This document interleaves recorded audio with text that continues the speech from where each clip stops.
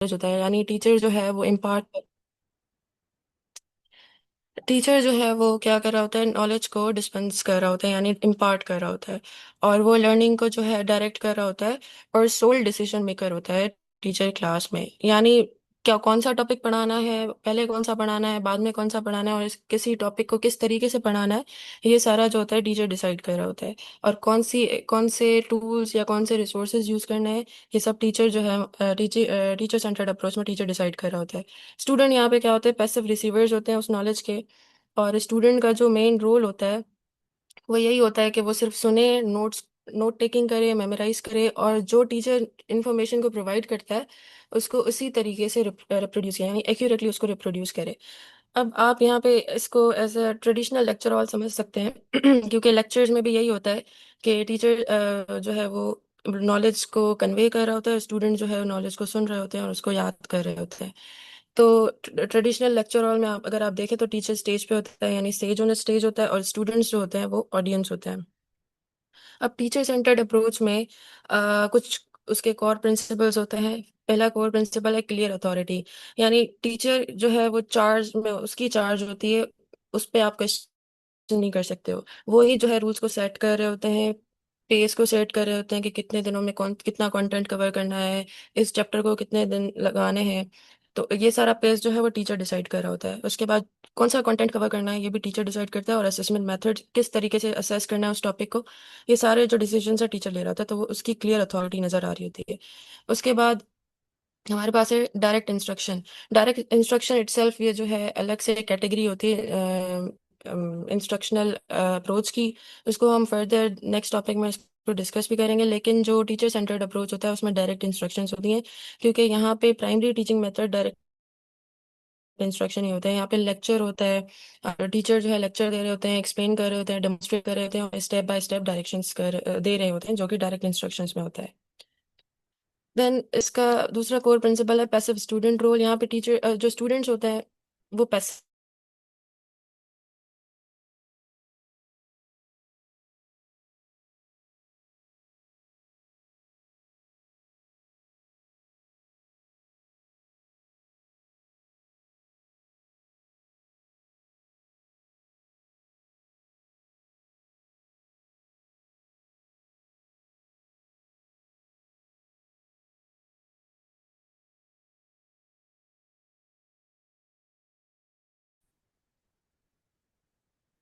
Okay.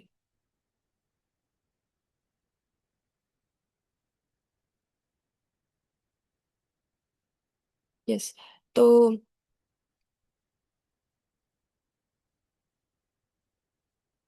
अच्छा, यहाँ पे जो है अगर कोई ऐसा क्वेश्चन हो गया या ऐसा कोई टॉपिक हो गया जिसमें एक करेक्ट आंसर नहीं होता, मल्टीपल करेक्ट आंसर्स होते हैं, तो उसमें जो है अ, वो टीचर सेंटर्ड अप्रोच के थ्रू नहीं पढ़ाया जाता, क्योंकि उसमें स्टूडेंट्स खुद एक्सप्लोर कर रहे होते हैं और खुद अपने आइडियाज दे रहे होते हैं। लेकिन टीचर सेंटर्ड अप्रोच के थ्रू वो टॉपिक्स पढ़ाए जाते हैं जिधर एक ही सिंगल करेक्ट आंसर हो। अच्छा, उसके बाद यहाँ पे असेसमेंट होती है मेमोराइजेशन के थ्रू, क्योंकि सिंगल करेक्ट आंसर होता है, इसीलिए ऐसे ऐसे टॉपिक्स होते हैं जिसमें मेमोराइजेशन की नीड पड़ती है। तो यहाँ पे असेसमेंट भी मेमोराइजेशन के थ्रू ही होती है।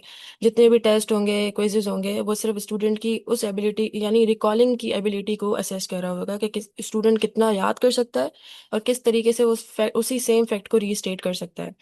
अच्छा, और इसमें असेसमेंट में ना कॉमनली हम मल्टीपल चॉइस यानी एमसीक्यूज यूज करते हैं, फिल इन द ब्लैंक्स होते हैं या शॉर्ट आंसर्स होते हैं। उसके अलावा फिर हमारे पास साइलेंट और इंडिविजुअल वर्क होता है। यहाँ पे जो क्लासरूम होती है वो बिल्कुल केओटिक नहीं होती, नॉइजी भी नहीं होती, यहाँ पे बहुत खामोशी होती है। स्टूडेंट्स जो है क्योंकि इंडिविजुअली काम कर रहे होते हैं अपनी अपनी वर्कशीट पे, अपनी टेक्स्ट बुक एक्सरसाइजेस पे, और लेक्चर्स को सुन रहे होते हैं, तो स्टूडेंट्स के पास ये अपॉर्चुनिटी नहीं होती वो एक दूसरे के साथ डिस्कस कर सकें। तो यहाँ पे एक दूसरे के साथ डिस्कशंस या टॉकिंग वगैरह डिस्करेज होती है, अनटिल एंड अनलेस टीचर जो है खुद कह रहा हो। इसके बाद ऑर्डर एंड कंट्रोल है। जो फिजिकल सेटअप होता है वो रोज में होता है, और वो रोज इस तरीके से मतलब सेटअप हुआ होता है कि वो सारा सारे जो मतलब नजर आ रहा होता है कि फोकस ऑफ अटेंशन कौन है। अगर सारी रोज किस तरफ फेस कर रही होंगी, टीचर की तरफ फेस कर रही है, वरना अगर ग्रुप्स होते हैं तो वहाँ पे तो स्टूडेंट्स एक दूसरे को फेस कर रहे होते हैं। यहाँ पे क्योंकि टीचर ही पढ़ा रहा होता है तो उनकी रोज की अरेंजमेंट भी इस हिसाब से होती है कि सारे टीचर की तरफ फेस कर रहे होते हैं, या ब्लैक बोर्ड या स्क्रीन की तरफ। अच्छा, इसका एग्जाम्पल है हमारे पास छोटा सा कि एक हिस्ट्री लेसन है। हाँ, टीचर जो है वो डेट्स वगैरह पे लेक्चर दे रहा है, या वर्ल्ड वॉर 2 में कौन से की फिगर्स थे। तो जब टीचर इस तरीके के टॉपिक को जब एक्सप्लेन करना हो, तो टीचर टीचर सेंटर्ड अप्रोच के थ्रू पढ़ा रहा होता है, क्योंकि इसमें डिलीवरी ऑफ नॉलेज होती है। और स्टूडेंट्स जो है वो नोट्स वगैरह ले रहे होते हैं। फिर इसका जो टेस्ट होता है वो यही होता है कि किस डेट पे जनवरी ने इन्वेट किया पोलैंड को, या who was the prime minister of great Britain.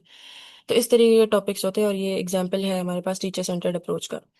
उसके बाद टीचर सेंटर्ड अप्रोच के कुछ एडवांटेजेस और डिसएडवांटेजेस हम यहाँ पे डिस्कस करेंगे कि लार्ज ग्रुप्स के लिए एफिशिएंट होता है। अगर आपकी क्लास ओवर क्राउडेड है, तो उसमें आपको पता है, अगर आप कोई और स्ट्रेटेजी ले आएंगे या कोई और अप्रोच जो है इम्प्लीमेंट करेंगे, तो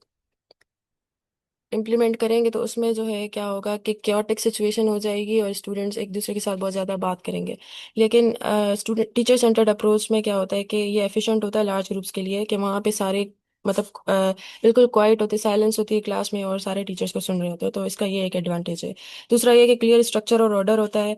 स्टूडेंट्स को ये कन्फ्यूजन नहीं होती कि कौन सा टॉपिक किस तरीके से कवर करना है या कैसे कवर करना है, क्योंकि अक्सर अगर हम स्टूडेंट सेंटर अप्रोच की बात करें, तो वहाँ पे स्टूडेंट्स क्योंकि खुद से एक्सप्लोर कर रहे होते हैं, तो कोई कोई स्टूडेंट कुछ एक्सप्लोर कर रहा होता है, कोई स्टूडेंट उसकी दूसरी डायमेंशन को एक्सप्लोर कर रहा होता है। लेकिन टीचर सेंटर्ड में ये होता है कि अगर टीचर कोई टॉपिक पढ़ा रहा है, तो वो उसका क्लियर स्ट्रक्चर होता है, और सबके लिए सेम नॉलेज जो है वो डिस्पेंस कर रहा होता है, सबको सेम नॉलेज मिल रही होती है। इसमें कोई ये नहीं होता कि किसी स्टूडेंट ने ज़्यादा एक्सप्लोर कर लिया, किसी स्टूडेंट ने कम एक्सप्लोर कर लिया।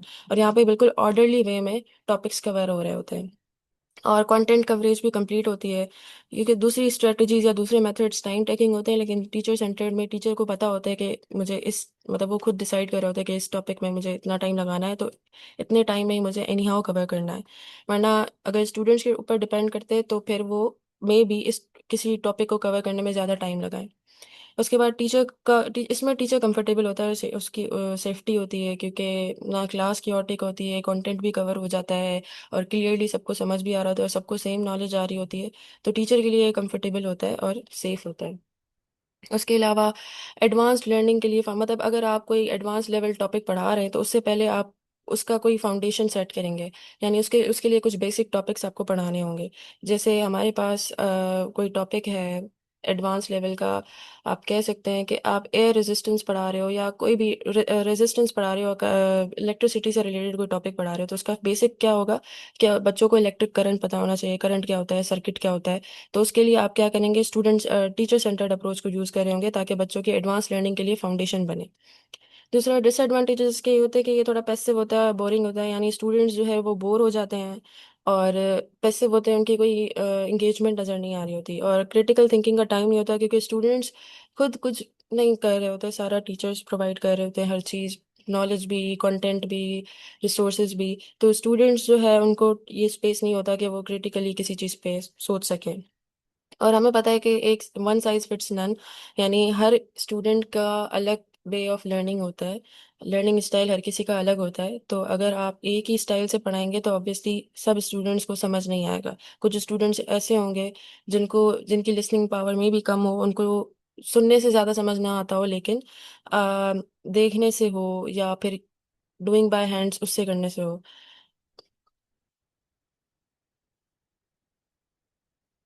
उसके बाद हमारे पास इसमें रियल वर्ल्ड स्किल्स नहीं होती, इसमें लैक होता है, क्योंकि रियल वर्ल्ड स्किल्स में आपको पता है कोलैबोरेशन कोऑपरेशन बहुत ज़्यादा अहम है।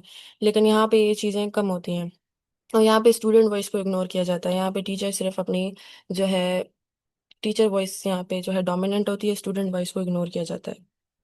और टीचर इसमें एक एडिशनल पॉइंट थी कि टीचर सेंटर्ड में क्या स्टूडेंट्स क्वेश्चनिंग कर सकते हैं। क्वेश्चनिंग कुछ क्वेश्चंस जो होते हैं इसमें इनकरेज किए जाते हैं, कुछ क्वेश्चंस इसमें डिस्करेज किए जाते हैं।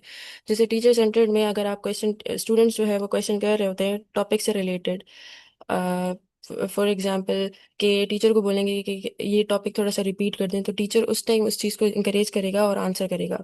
या अगर टीचर ने कोई इंस्ट्रक्शन दी और बच्चे ने सही से नहीं सुना, उस हिसाब से अगर स्टूडेंट क्वेश्चन कर रहा है, तो टीचर उसको जवाब देगा। तो इस चीज़ को जो है इनकरेज किया जाता है। लेकिन फिर कुछ क्वेश्चन होते हैं जो डिस्करेज किए जाते हैं, जैसे कोई अगर इररिलेवेंट क्वेश्चन हो गया। अब टीचर जो है वो फ्रैक्शन पढ़ा रहा है, और स्टूडेंट सवाल करता है कि एयर रेजिस्टेंस क्या होता है। तो उसमें जो है टीचर जो है उसी टाइम उस चीज़ को डिस्करेज करेगा और बोलेगा कि ये टॉपिक जो है हमारे टॉपिक से रिलेटेड नहीं है, तो हम इस चीज़ को आज जो है एक्सप्लोर नहीं करेंगे। या फिर अगर स्टूडेंट कहता है कि हम आपने क्लास में पाइथागोरस थ्योरम पढ़ा है, अब स्टूडेंट बोलता है कि हम पाइथागोरस थ्योरम यूज़ क्यों करते हैं, तो टीचर्स के लिए टीचर सेंटर्ड अप्रोच में ये बहुत ही इररेलेवेंट क्वेश्चन है, तो वो इस चीज़ को जो है डिस्करेज करते हैं।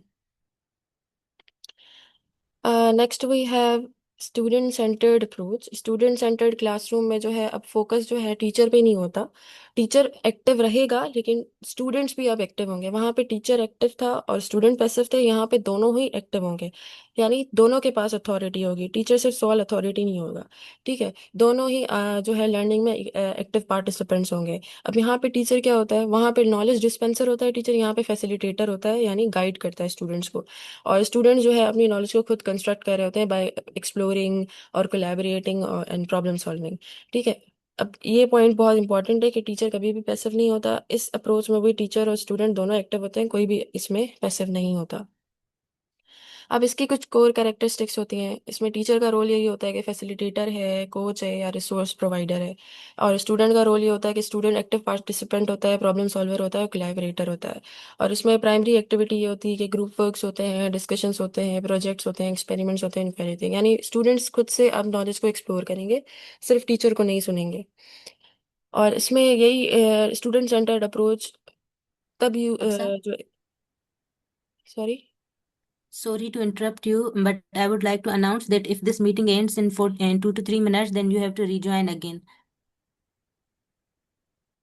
ओके, लर्निंग गोल यहाँ पे ये होता है, अगर आपका मतलब आपका जो गोल है वो क्रिटिकल थिंकिंग को डेवलप करना हो या प्रॉब्लम सॉल्विंग को हो या लाइफ लॉन्ग लर्निंग स्किल्स बच्चों को आप सिखाना चाहते हैं, तो आप स्टूडेंट सेंटर्ड अप्रोच को इम्प्लीमेंट करेंगे। उसके अलावा इसमें असेसमेंट आप पोर्टफोलियोज के थ्रू करवा सकते हैं, प्रेजेंटेशंस हो सकती हैं, स्टूडेंट्स अपनी असेसमेंट खुद कर सकते हैं, सेल्फ असेसमेंट हो गई, पीयर रिव्यू या प्रोजेक्ट्स होते हैं। अब स्टूडेंट सेंटर्ड अप्रोच में जो है ना क्लासरूम बहुत एक्टिव होता है, कभी कभार नॉइजी भी हो जाता है क्योंकि स्टूडेंट्स जो है वो ग्रुप वर्क कर रहे होते हैं, तो स्टूडेंट्स आपस में एक दूसरे के साथ डिस्कशंस कर रहे होते हैं। और फिर इसमें कोलैबोरेशन भी होती है और सीटिंग जो होती है वो फ्लेक्सिबल होती है। वहाँ पे जो थे रोज इस तरीके से अरेंज थे कि सारे फोकस कर रहे थे टीचर के पास, टीचर को या बोर्ड को, स्क्रीन को, लेकिन यहाँ पे फ्लेक्सिबल होती है, students are allowed to move their seats and sit in groups. उसके बाद फोकस होता है प्रोसेस ऑफ लर्निंग पे, यानी स्टूडेंट्स लर्न कैसे कर रहे हैं, फाइनल आंसर पे नहीं होता कि भाई आंसर क्या है फाइनल। स्टूडेंट्स का मतलब मेन, जैसे मैंने आपको बताया कि लर्निंग गोल यही होता है वहाँ पे कि क्रिटिकल थिंकिंग हो, प्रॉब्लम सॉल्विंग हो, कोलैबोरेशन हो, तो ये इस चीज़ पे फोकस होता है, इस प्रोसेस पे फोकस होता है, फाइनल आंसर्स पे नहीं होता। अब इसके कुछ की प्रिंसिपल्स होते हैं कि यहाँ पे सिर्फ स्टूडेंट फैक्ट्स को रिसीव नहीं करते, यहाँ पे स्टूडेंट्स खुद से एक्सप्लोर कर रहे होते हैं। वहाँ पे टीचर सेंटर्ड में टीचर जो है फैक्ट्स क्योंकि डिस्पेंस कर रहा था, तो स्टूडेंट वहाँ पे सिर्फ रिसीव कर रहे थे फैक्ट्स को। यहाँ पे स्टूडेंट जो है रिसीव नहीं करते बल्कि खुद एक्सप्लोर करते हैं और इंक्वायरी बेस्ड होता है ये। उसके बाद वॉइस एंड चॉइस, स्टूडेंट के पास अपॉर्चुनिटी होती है कि वो अपनी वॉइस को रेज करें, यानी क्वेश्चंस वगैरह कर सकते हैं। उसके बाद उनकी उनकी चॉइस को भी वहाँ पे जो है इम्पोर्टेंस दी जाती है कि कौन सा टॉपिक वो पढ़ना चाहेंगे। उसके बाद एक्टिव लर्निंग होती है, यहाँ पे स्टूडेंट्स बहुत ज़्यादा एक्टिव होते हैं, तो उनकी पार्टिसिपेशन बहुत ज़्यादा होती है, इसीलिए ये एक्टिव लर्निंग है। उसके बाद और ये रेलेवेंट होता है, इस रेलेवेंट इन अ वे कि यहाँ पे जो हम स्किल सिखा रहे होते हैं वो हमारी रियल लाइफ से बहुत ज़्यादा रेलेवेंट होता है, तो ये रेलेवेंट है। उसके बाद कोलैबोरेशन होती है, यहाँ पे स्टूडेंट्स कोलैबोरेट करते हैं एक दूसरे के साथ। इसके कुछ एडवांटेजेस एंड डिसएडवांटेजेस हैं। एडवांटेजेस ये है कि ये सबके लर्निंग स्टाइल्स और पेसिस को जो है वो कैटर सबके लर्निंग स्टाइल को कैटर कर रहा होता है। और कुछ स्टूडेंट का जैसे किसी का स्पेस थोड़ा तेज होता है, किसी का पेस थोड़ा स्लो होता है, तो उन सबको ये जो है इंटरटेन कर रहा होता है। उसके अलावा रियल वर्ल्ड और कॉम्प्लेक्स सिचुएशंस के लिए स्टूडेंट्स को जो है वो रेडी कर रहा होता है, क्योंकि स्टूडेंट्स आपस में एक दूसरे के साथ बात कर रहे होते हैं, तो उन वो एक दूसरे को अंडरस्टैंड करते हैं, एक दूसरे के साथ आइडियाज शेयर करते हैं, इनके अंदर कोलैबोरेशन वाली स्किल आती है, प्रॉब्लम सॉल्विंग आती है, कोऑपरेशन वो सीखते हैं। तो ये उनको रियल वर्ल्ड के लिए तैयार करता है या कॉम्प्लेक्स सिचुएशंस के लिए तैयार करता है। और स्टूडेंट्स जो है एक दूसरे के साथ जो है कैसे हमें एक दूसरे को टॉलरेट करना है और कैसे हमें मैनेज करना है अपने अपनी फीलिंग्स को एक ग्रुप में रह के, ये सारी चीज़ें वहाँ पे सीखते हैं। Again collaboration and communication skills students की अच्छी होती हैं इस अप्रोच के थ्रू। और इसमें स्टूडेंट मोटिवेशन और एंगेजमेंट बहुत ज़्यादा होती है।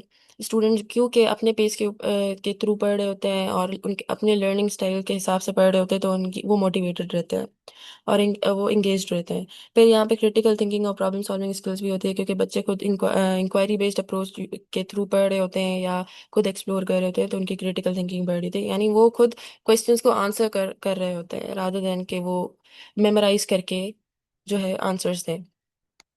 अच्छा, डिसएडवांटेजेस में होता है कि प्लानिंग एंड स्किल्स, यहाँ पे टीचर को जो है बहुत ज़्यादा प्लान करना पड़ता है, और टीचर की स्किल्स चाहिए होती हैं कि वो किस तरीके से स्टूडेंट सेंटर्ड अप्रोच को इम्प्लीमेंट करे, और ये कोशिश करे कि सारे स्टूडेंट्स ऑन टास्क हैं।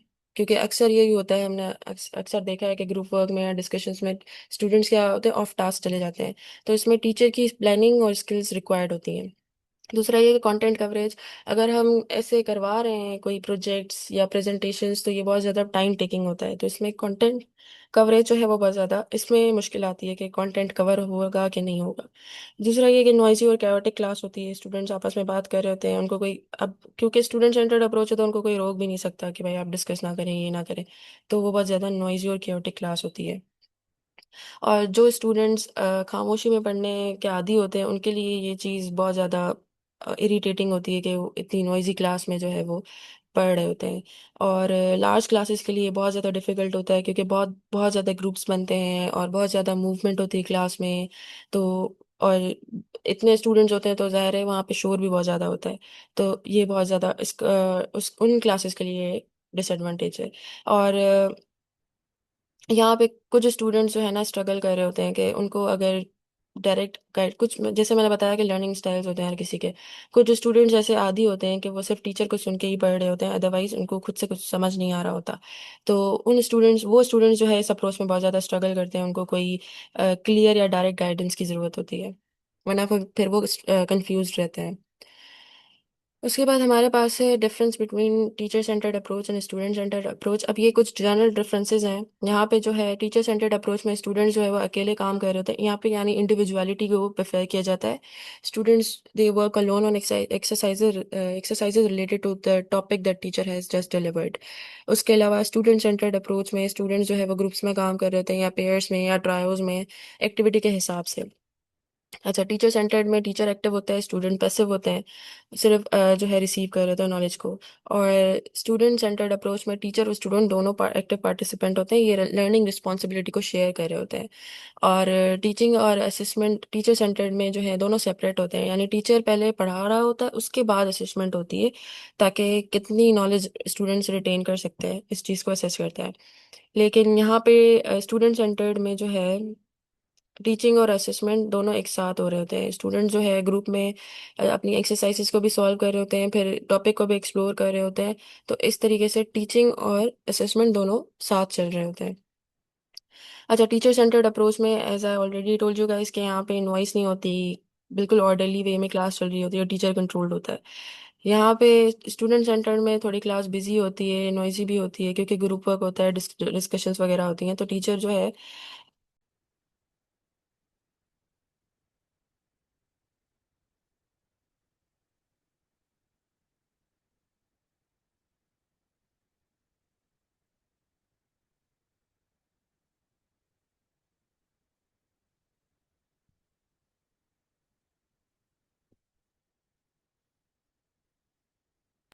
Is my screen visible to all of you?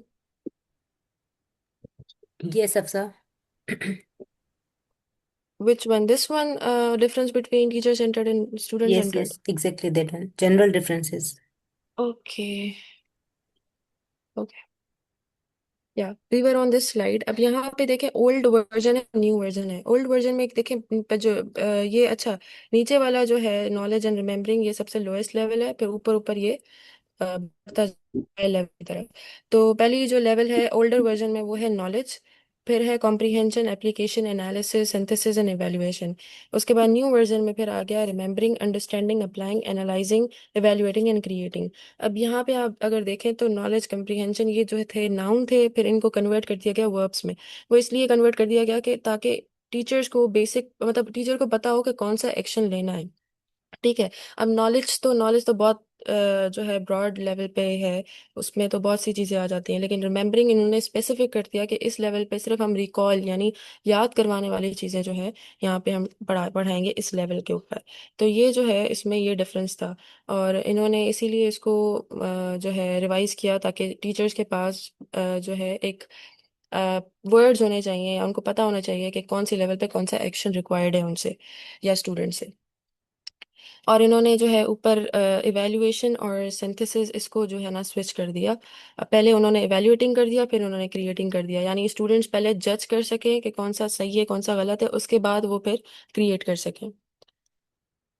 Then we have domains of Bloom's taxonomy. पहली तीन डोमेन्स हैं ब्लूम्स टेक्सोनोमी की, cognitive, effective affective and psychomotor. तो पहली है कॉग्निटिव डोमेन, ये होती है हेड से रिलेटेड।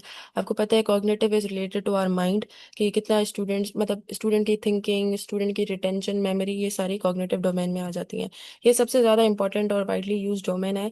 यहाँ पे नॉलेज, अंडरस्टैंडिंग, प्रॉब्लम सॉल्विंग और क्रिटिकल थिंकिंग से रिलेटेड मतलब कॉग्निटिव डोमेन में ये सारी चीज़ें आ जाती हैं। अब इसकी लेवल्स है, लोएस्ट टू हाईएस्ट है, यानी रिमेम्बरिंग सबसे लोएस्ट है, फिर क्रिएटिंग जो है वो हाईएस्ट है। हमारे पास अफेक्टिव डोमेन आती है द हार्ट। यहाँ इस डोमेन में आपके इमोशंस, वैल्यूज, एटीट्यूड्स, मोटिवेशन को देखा जाता है। और यहाँ पे लर्निंग जो होती है, इसका मतलब ये होता है कि आप इसके लिए रिस्पेक्ट को डेवलप करें, इंटरेस्ट शो करना स्टार्ट करें और वैल्यूज को एक्सेप्ट करें। यानी माइंड से रिलेटेड था, हेड से रिलेटेड, फिर अफेक्टेड वो हार्ट से रिलेटेड है। यहाँ पे भी लोएस्ट से हाईएस्ट है इसकी जो है, हमारे पास लेवल्स है receiving, responding, valuing, organisation and characterisation. फिर हमारे पास थर्ड डोमेन है साइकोमोटर डोमेन द हैंड्स। यहाँ पे जो है हमारी फिजिकल मूवमेंट की बात आ जाती है। तो यहाँ पे फिजिकल मूवमेंट हो गया, कोऑर्डिनेशन हो गया, या प्रैक्टिकल स्किल्स के बारे में होता है, यानी यहाँ पे स्टूडेंट्स को मतलब परफॉर्म कर रहे होते हैं, हैंड्स ऑन लर्निंग यहाँ पे होती है। अब यहाँ पे अगेन इसकी लेवल्स हैं perception, set, guided response mechanism, complex overt response, adaptation, organisation. अब यहाँ पे हमारे पास ये डोमेन है और उसके कुछ एग्जांपल हैं। सबसे पहले अगर हम कॉग्निटिव डोमेन में रहें तो वहाँ पे थिंकिंग, फैक्ट्स और कॉन्सेप्ट्स की बात आ जाती है। तो उसका एग्जांपल है, अब हमारा एग्जांपल किससे रिलेटेड है, डेंटल हाइजीन से रिलेटेड है। तो यहाँ पे पहले स्टूडेंट समझेगा कि प्रॉपर डेंटल हाइजीन क्या होती है, यानी हाइजीन होती क्या है, डेंटल हाइजीन क्या होती है, और प्रॉपर हम अपनी डेंटल हाइजीन को कैसे कर सकते हैं, उसको पहले समझेगा। उसके बाद इफेक्टिव में आ जाएगा, यानी अगेन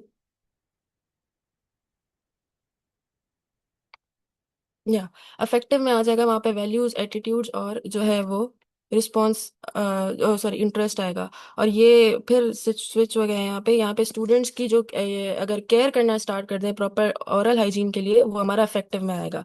और यहाँ पे साइकोमोटर में हमारी फिजिकल स्किल्स आएंगी, तो इसीलिए स्टूडेंट जो है वो फ्लॉस करेंगे डेली, तो यानी वो अपनी फिजिकल स्किल्स को जो है वो यूज़ कर रहे हैं और यानी वो कर रहे हैं। तो ये जो केयर वाला है ये पॉइंट हमारा अफेक्टिव में आ जाएगा। उसके अलावा हमारे पास लेवल्स ऑफ कॉग्निटिव डोमेन, पहली लेवल है, अच्छा क्योंकि ये इंपॉर्टेंट डोमेन है तो हम इसकी सारी लेवल्स को यहाँ पे इंडिविजुअली कवर करेंगे। तो पहली है हमारे पास रिमेम्बरिंग। रिमेम्बरिंग में हम क्या करते हैं, नॉलेज को रिकॉल करते हैं अपनी मेमोरी से। यानी रिमेम्बरिंग तब होती है जब हमारी जो है ना मेमोरी को यूज़ करके हम जो है अपनी डेफिनेशंस को रिट्रीव करते हैं, या फिर फैक्ट्स को या लिस्ट करते हैं, या प्रीवियसली लर्न जो भी इंफॉर्मेशन होती है उसको रिसाइट कर रहे होते हैं। यहाँ पे अंडरस्टैंडिंग रिक्वायर्ड नहीं होती, सिर्फ मेमोरी होती है। अच्छा, इसके कुछ कीवर्ड्स हैं, define, describe, identify, know, label, list, match, name, outline, recall, recognise, reproduce, select and state. ये कुछ कीवर्ड्स हैं जिसको यूज करके हम जो है वो रिमेम्बरिंग के ऐसे लॉज और क्वेश्चंस बना सकते हैं। अब इसके एग्जाम्पल अगर एसएलओ का देखें तो students will be able to list the 8 planets in order from the sun. तो सन से ये जो एसएलओ है इसमें क्या है, सिर्फ रिकॉल करना है, यानी लिस्ट बनानी है। स्टूडेंट्स ने ऑलरेडी मेमोराइज किया हुआ है, अब मेमोरी से उनको क्या करना है, इस चीज़ को रिट्रीव करके लिखना होगा। और यानी अब क्वेश्चन में आता है कि list the 8 planets in order या डिफाइन फोटोसिंथेसिस। अब ये क्वेश्चन जो है वो रिमेम्बरिंग लेवल से रिलेटेड है। फिर है अंडरस्टैंडिंग। अब यहाँ पे स्टूडेंट्स क्या करेंगे, वहाँ पे सिर्फ रिकॉल कर रहे थे, यहाँ पे जो है अब इस अंडरस्टैंडिंग करेंगे, यानी कॉन्सेप्ट्स को समझेंगे, फिर उनको इंटरप्रेट करेंगे। अच्छा, यहाँ पे मीनिंग को समझेंगे, उसको ट्रांसलेट करना सीखेंगे, फिर उसको इंटरप्रेट करेंगे इंस्ट्रक्शंस और प्रॉब्लम्स को। ठीक है, और अपने वर्ड्स में उसको लिखना सीखेंगे। अब यहाँ पे की वर्ड्स है, comprehend, convert, defend, distinguish, estimate, explain, extend, generalise, give an example, infer, interpret, paraphrase, predict, rewrite, summarize, translate, whatever. All these words are used in understanding level. उसके बाद इसके एग्जांपल्स हैं, एसएलओ है कि students will be able to interpret the data shown in a bar graph, यानी students ने already इस चीज़ को पढ़ा हुआ है, अब उन्होंने एक और क्वेश्चन दिया यानी बार ग्राफ दिया, अब स्टूडेंट्स उसको खुद अपनी अंडरस्टैंडिंग के हिसाब से उस डेटा को इंटरप्रेट करेंगे। और क्वेश्चन है again, interpret the data given in the bar graph या summarise the main idea of a paragraph. Summarise में जो है वो अपने वर्ड्स में, उन्होंने ऑलरेडी जो है पैराग्राफ को पढ़ा है, उसको समझा हुआ है, अब वो उसको अपने वर्ड्स में समराइज करके लिखेंगे। फिर है applying, is the third level. और इसमें जो होता है, अपने जो नॉलेज है आपके पास उसको किस तरीके से हम रियल वर्ल्ड में या न्यू सिचुएशंस में उसको यूज कर सकते हैं या अप्लाई कर सकते हैं। अब इसके कीवर्ड्स ये जो हैं, predict, prepare, apply, change, compute, construct, demonstrate, discover, manipulate, solve, use, find. अच्छा, इसके एग्जांपल्स है हमारे पास कि स्टूडेंट्स जो है, students will be able to demonstrate how to use a microscope properly. Students जो है वो यानी अपनी उनके पास जो नॉलेज होगी उसको यूज करके डेमोन्स्ट्रेट करके दिखाएंगे कि किस तरीके से हम माइक्रोस्कोप को प्रॉपरली यूज करते हैं। अब यहाँ पे क्वेश्चन है कि apply the Pythagorean theorem to find missing side lengths. Mostly जो एप्लीकेशन के क्वेश्चंस आपको मिलते हैं वो मैथ्स में आपको नजर आएंगे, क्योंकि मैथ्स में हर जो टॉपिक होता है उसमें एप्लीकेशन के ही एसएलओज बने होते हैं और क्वेश्चंस होते हैं। तो पैथागोरियन थ्योरम हमें यूज करना है, यहाँ पे अप्लाई करेंगे स्टूडेंट्स, यानी उन्होंने पहले पढ़ा हुआ है, उनके पास नॉलेज है। अब उनके पास एक नया क्वेश्चन आ गया, अब उसमें वो नॉलेज को जो है वो अप्लाई करेंगे। और दूसरा है use transition words to connect sentences in a paragraph. यानी ट्रांजिशन सेंटेंस का वर्ड्स का उनके पास कॉन्सेप्ट है, अब उनको उस कॉन्सेप्ट को यूज करना है एक न्यू सिचुएशन में। फिर है एनालाइजिंग। एनालाइजिंग में हम क्या करते हैं, एक पूरे कॉन्सेप्ट को उसको पार्ट्स में ब्रेक डाउन करते हैं। फिर उस हर पार्ट को इंडिविजुअली हम समझने की, स्टूडेंट जो है वो समझने की कोशिश करते हैं कि वो एक दूसरे के साथ किस तरीके से रिलेट कर रहे हैं और कैसे यानी how they are interrelated. और जो है ना ओवरऑल पूरे होल के साथ किस तरीके से वो रिलेट कर रहे हैं, ओवरऑल स्ट्रक्चर और उनका पर्पस क्या है। ठीक है, अब इसके कुछ कीवर्ड्स हैं, analyse, break down, compare, contrast, diagram, deconstruct, differentiates, discriminate, distinguish, identify, illustrate, infer, outline, relate, selects और एंड सेपरेट। अब इसके एग्जांपल्स हम एसएलओ में देखें तो students will be able to categorise animals into vertebrates and invertebrates. यहाँ पे students क्या करेंगे, खुद से वर्टिब्रेट्स और इनवर्टिब्रेट्स में अलग अलग उनको कैटेगराइज करना आएगा। और क्वेश्चन में भी हम कह सकते हैं कि categorise animals into vertebrates and invertebrates, या analyse a word problem to identify the relevant information needed to solve it. अब यहाँ पे वर्ड प्रॉब्लम को एनालाइज करना है, यानी उस वर्ड प्रॉब्लम को वो ब्रेक डाउन करेंगे, उसमें से एक एक इन्फॉर्मेशन निकालेंगे और फिर उसको जॉट डाउन करेंगे। Fifth is evaluating. अब इवेल्युएटिंग में क्या होता है कि स्टूडेंट जो है वो जजमेंट्स करते हैं based on criteria and standards. और जो है ना उसको चेक करते हैं, फिर उसके ऊपर क्रिटिक करते हैं। तो टीचर जो है ऑलरेडी उनको क्राइटेरिया और स्टैंडर्ड्स दे रहा होता है, स्टूडेंट जो है उस हिसाब से उसको जज कर रहे होते हैं। कीवर्ड्स है appraise, compare, conclude, contrast, criticise, critique, defend, describe, discriminate, evaluate, explain, interpret, justify, relate, summarise, support.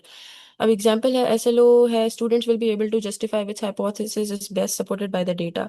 अब यहाँ पे स्टूडेंट्स क्या करेंगे, हाइपोथेसिस उनको गिवन होगी, अब स्टूडेंट्स उसको इवेल्युएट करेंगे, उनके पास ऑलरेडी क्राइटेरिया और स्टैंडर्ड होगा, उस हिसाब से उसको वो पढ़ेंगे, फिर उसको जजमेंट करेंगे कि कौन सा हाइपोथेसिस जो है किस डेटा, कौन सा डेटा कौन से हाइपोथेसिस को सपोर्ट कर रहा है, और उस चीज़ को जस्टिफाई करेंगे यानी रीजनिंग देंगे। अब इसके क्वेश्चन है justify which hypothesis is best supported by the data, या evaluate the effectiveness of a government policy. अब किसी भी गवर्नमेंट की पॉलिसी है, स्टूडेंट्स उसको उस पॉलिसी को समझेंगे और देखेंगे कि उसको फिर क्रिटिक करेंगे, चेक करेंगे, उसके बाद इवेल्युएट करेंगे कि क्या ये इफेक्टिव है या नहीं है। फिर है हमारे पास क्रिएटिंग, बिल्ड स्ट्रक्चर और पैटर्न फ्रॉम डाइवर्स एलिमेंट्स। यानी यहाँ पे डिफरेंट एलिमेंट्स को यूज करके, अब यहाँ पे क्रिएशन का प्रोसेस है तो स्टूडेंट्स डिफरेंट एलिमेंट्स या डिफरेंट चीज़ों को यूज करके कोई चीज़ क्रिएट करेंगे। ठीक है, डिफरेंट पार्ट्स को एक साथ मिलाएंगे और एक होल बनाएंगे। ठीक है, तो यहाँ पे मतलब न्यू मीनिंग या न्यू स्ट्रक्चर बनाने पे फोकस होता है। अब इसके कीवर्ड्स है categorise, combine, compile, compose, create, devise, design, explain, generate, modify, organise, plan, rearrange, construct, relate, reorganise, revise, rewrite, summarise, tell, write. अच्छा, इसमें एग्जांपल्स है, students will be able to design an experiment to test the effect of light intensity on plant growth. यानी वो खुद से एक experiment को design करेंगे, कहीं से लिखा हुआ नहीं होगा, यानी अपनी नॉलेज को वो सारे जो है स्टेप्स को फॉलो करके वो फिर एक डिजाइन करेंगे एक्सपेरिमेंट को।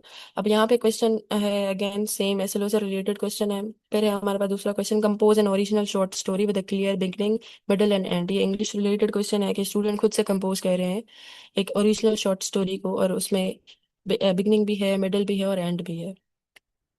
ये आपके पास एक चार्ट है जिसके थ्रू आप देख सकते हैं कि डिफरेंट यहाँ पे वर्ड्स लिखे हुए हैं, ये जो की वर्ड्स हमने अभी डिस्कस किए हैं। उसके अलावा अब ये कीवर्ड्स नीडेड क्यों हैं, ये जो हर लेवल के अंदर कीवर्ड्स हैं वो क्यों नीडेड है। अब यहाँ पे आपके पास एसएलओज लिखे हुए हैं। पहला एसएलओ अगर आप देखें तो स्टूडेंट्स विल अंडरस्टैंड ग्रेविटी। अब यहाँ पे जो अंडरस्टैंड है ये बहुत वैग आइडिया दे रहा है। यानी आपको कैसे पता चलेगा कि स्टूडेंट्स ने अंडरस्टैंड कर लिया है ग्रेविटी को, आप कैसे इसको असेस करेंगे।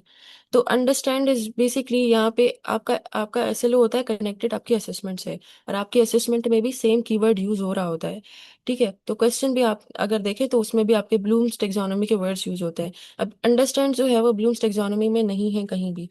ठीक है, तो स्टूडेंट्स विल अंडरस्टैंड ग्रेविटी, तो यहाँ पे ये बहुत ज़्यादा वैग और अनमेजरेबल है। यानी ये आप इसको मेजर नहीं कर सकते हो। आप कैसे मेजर करोगे, स्टूडेंट ने अंडरस्टैंड कर लिया, आपको कैसे पता चलेगा। फिर अगर आप दूसरा इसका देखें तो students will calculate gravitational force using Newton's law. अब ये मेजरेबल है कि स्टूडेंट्स को कैलकुलेट करना आएगा, यानी आप प्रॉब्लम देंगे, स्टूडेंट्स को सॉल्व करके कैलकुलेट करके आपको देंगे, तो आप इसको असेस कर सकते हो। फिर आपके पास है students will know about world war 2। तो यहाँ पे भी आपको नहीं पता। अब आपने पढ़ा लिया, आपको आपको क्या क्या पता कि स्टूडेंट ने समझा या उसको पता है वर्ल्ड वार 2 या नहीं। तो अगेन ये अनक्लियर है, आप इसको कैसे असेस कर सकते हो ये हमें नहीं पता। उसके बाद students will analyse the causes of world war 2। तो ये क्लियर एक्शन है कि आप स्टूडेंट जो है वो एनालाइज कर सकेंगे कॉजेज वर्ल्ड वार 2 के। अब स्टूडेंट्स विल अप्रिशिएट लिटरेचर। अब ये जो अप्रिशिएट है, आप इसको कैसे असेस करोगे कि आप स्टूडेंट्स को अप्रिशिएट कर रहे हैं कि नहीं कर रहे। ठीक है, तो इसके लिए कोई ऑथेंटिक हमारे पास असेसमेंट नहीं है। फिर यहाँ पे students will compare and contrast two poems. तो ये ऑब्जर्वेबल है कि दो पोएम्स हैं, उसको जो है स्टूडेंट्स कंपेयर और कंट्रास्ट करके कर सकते हैं। तो स्टूडेंट जो एजुकेशनल गोल्स होते हैं, जैसे अंडरस्टैंड हो गया, नो हो गया, लर्न अबाउट या अप्रिशिएट, इन सबको ये बहुत ज़्यादा इम्पॉसिबल है कि आप इनको मेजर कर रहे हैं, क्योंकि ये क्या कर रहे हैं, आपके मेंटल मेंटल स्टेट्स को जो इंटरनल हैं उनको बता रहे हैं, उनको डिस्क्राइब कर रहे हैं। लेकिन ये कोई असेसमेंट तो है, वो मेंटल स्टेट की तो नहीं होती, वो ऑब्वियसली ऑब्जर्वेबल बिहेवियर्स की होती है, या ऑब्जर्वेबल जो आप लिख के देते हैं उनकी होती है, या बता रहे होते हैं मुंह से। ठीक है, अब यहाँ पे कीवर्ड्स जो है ना, ये जो कीवर्ड्स थे हमने पढ़े वो सारे हमें क्या ऑब्जर्वेबल और मेजरेबल एक्शंस मतलब प्रोवाइड कर रहे हैं। ठीक है, और ये प्रूफ दे रहे हैं कि यहाँ भाई लर्निंग हुई है, और हमारा इससे क्या होता है, असेसमेंट का प्रोसेस आसान हो जाता है। अब यहाँ पे हमारे पास एक एग्जाम्पल है, जो कि हमारे पास है एग्जाम्पल फोर्स का हमने लिया है। ठीक है, अब हम इसको हर स्टेज में हर लेवल में देखेंगे कॉग्निटिव डोमेन की। तो पहली लेवल है रिमेम्बरिंग। अब इसमें क्वेश्चन किस तरीके से टीचर देगा भाई, फोर्स है क्या, क्योंकि मैं आपको फिर से बता दूं कि रिमेम्बरिंग में रिकॉल होता है।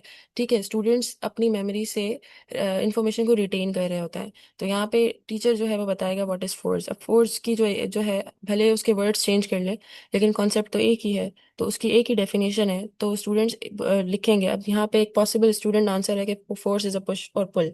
ठीक है, तो ये व्हाट इज फोर्स क्या असेस कर रहा है कि स्टूडेंट्स को कितना रिकॉल कर कर सकते हैं, और उनको कितनी इंफॉर्मेशन उनके माइंड मेमोरी में है। उसके बाद अंडरस्टैंडिंग लेवल पे जब आप जाएंगे, तो वहाँ पे आप क्वेश्चन इस तरीके का आएगा कि एक्सप्लेन फोर्स विद एग्जांपल्स। ठीक है, अब यहाँ पे स्टूडेंट्स को फोर्स के बारे में पता है, अब वो खुद से एग्जांपल्स देंगे अपनी अंडरस्टैंडिंग के हिसाब से। ठीक है, फिर यहाँ पे पॉसिबल स्टूडेंट आंसर है कि फोर्स इज अ पुश और pull that can move objects. यहाँ पे स्टूडेंट्स ने फिर थोड़ी सी इसको एक्सप्लेन कर दिया, फिर उन्होंने एग्जाम्पल दिया कि पुशिंग अ डोर और पुलिंग अ रोप। ठीक है, तो यहाँ पे स्टूडेंट्स ने अपनी अंडरस्टैंडिंग को यूज करके एग्जाम्पल्स दिए। फिर अप्लाइंग लेवल पे हमारे पास एग्जाम्पल क्वेश्चन आएगा कि how do you use force in your daily life. यानी अब स्टूडेंट को कॉन्सेप्ट पता है फोर्स का, अब वो इसको रियल लाइफ में या न्यू सिचुएशन में इसको अप्लाई कर रहे हैं। ठीक है, फिर स्टूडेंट के पास अब क्वेश्चन आ गया या डेली लाइफ में कैसे इम्प्लीमेंट कर फोर्स को यूज करते हैं। तो स्टूडेंट अपनी नॉलेज को यूज करके ये सोचेंगे कि किस तरीके से हम जो है अप्लाई कर रहे होते हैं। अब स्टूडेंट का पॉसिबल आंसर है कि I use force when I open a door, carry my bag और किक अ बॉल। उसके बाद एनालाइजिंग है। अब यहाँ पे एनालाइजिंग में हमारे पास क्वेश्चन है compare push and pull forces. अब कौन सी पुश फोर्सेस होती हैं, कौन सी पुल फोर्सेस होती हैं, अब स्टूडेंट्स उसको कंपेयर करेगा। अब यहाँ पे पॉसिबल स्टूडेंट आंसर है कि अब push moves an object away from us like pushing a chair while. ठीक है, ये कुछ इस तरीके से पॉसिबल आंसर आ सकता है। यानी एनालाइजिंग में स्टूडेंट क्या करेगा, फोर्स को ब्रेक डाउन करेगा दो हिस्सों में, पुश और पुल में। फिर इवेल्युएटिंग है। अब यहाँ पे जो है ना, कोई आपने बोल दिया कि कौन सा method, which method is more effective for moving objects on rough surfaces, pushing और पुलिंग। ठीक है, यानी रफ सरफेसेस पे अगर हम ऑब्जेक्ट को मूव करेंगे तो उसमें पुश ज़्यादा आसान रहेगा या पुल आसान रहेगा, और एक्सप्लेन विद रीजंस। अब यहाँ पे क्या है, स्टूडेंट जो है वो जज करेगा। ठीक है, कि अगर कोई रफ सरफेस है तो उस पर मैं पुश करूँ तो ज़्यादा इजीली ऑब्जेक्ट मूव कर सकता है, या मैं पुल करूँ तो उससे आसानी से जो है वो मूव करेगा ऑब्जेक्ट। तो यहाँ पे स्टूडेंट क्रिटिक करेगा पुश को भी पुल को भी और उन ऑब्जेक्ट्स को भी कि कौन से मूव कर सकते हैं। फिर यहाँ पे जो है वो आंसर करेगा और फिर रीजंस भी देगा। तो पॉसिबल आंसर यहाँ पे लिखा हुआ है कि pulling is more effective for moving objects on rough surfaces because it reduces friction. अच्छा, उसके बाद हमारे पास है क्रिएटिंग। अब क्रिएटिंग में यहाँ पे स्टूडेंट्स क्रिएट करेंगे, तो यहाँ पे क्वेश्चन आ गया design an experiment to show the effect of force. अब यहाँ पे स्टूडेंट्स जो है वो खुद से एक एक्सपेरिमेंट डिजाइन करेंगे कि फोर्स के इफेक्ट को हम शो कर सकें। फिर यहाँ पे स्टूडेंट का पॉसिबल जो है वो एक्सपेरिमेंट आ सकता है कि वो बॉल को रोल करेंगे डिफरेंट स्ट्रेंथ से, और ये दिखाएंगे कि किस तरीके से फोर्स स्पीड और डिस्टेंस को इफेक्ट करता है। This was all for our first class, और हमारे नेक्स्ट क्लास के टॉपिक्स हैं अप्रोचेस, इंस्ट्रक्शनल अप्रोचेस, और फिर national professional standards for teachers in Pakistan. If you have any question, you can ask.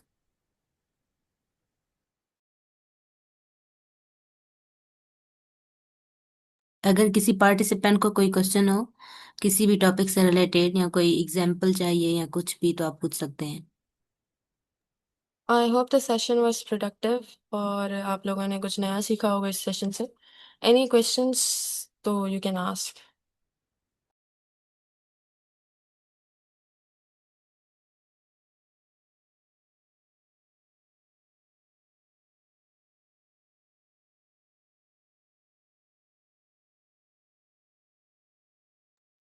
आज के टॉपिक से कुछ जो CRQs पॉसिबल जो बन सकते हैं टॉपिक से related, I will share it with you and आप भी उनको प्रैक्टिस कीजिएगा। और ये स्लाइड्स और ये रिकॉर्डिंग्स भी आपको हर चीज़ शेयर की जाएगी इंशाल्लाह।